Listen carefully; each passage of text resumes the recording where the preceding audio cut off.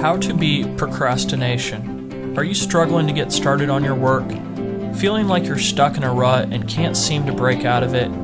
You may be suffering from procrastination. In this video, we'll explore some tips and tricks to help you beat procrastination and get your work done. Acknowledge your procrastination. The first step to overcoming procrastination is admitting that you have a problem.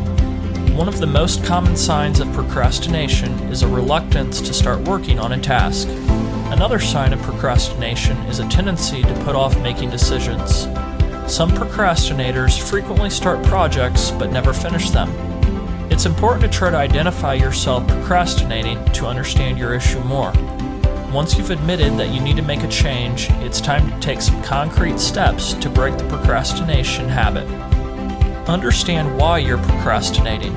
Procrastination can arise because you're afraid of making the wrong choice, or because you're just not sure what you want. Procrastination can also manifest as a need for perfectionism. This means that you're unwilling to start work on a task unless you know you can do it perfectly. Finally, procrastination can also be caused by a fear of failure. This means that you're afraid to start working on something in case you don't succeed. Take action to stop procrastinating. If you're someone who tends to procrastinate when you're feeling overwhelmed, try breaking the task down into smaller, more manageable pieces. If you're someone who puts off things you don't enjoy, try pairing the task with something pleasurable, like listening to music or taking a break afterwards.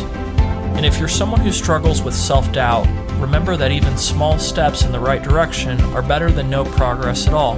Other tips include having a clean and tidy working environment, utilizing accountability partners, and staying organized with lists and goals.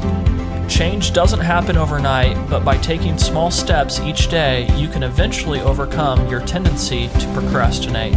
We hope you enjoyed this video. Please like and subscribe to see more like it.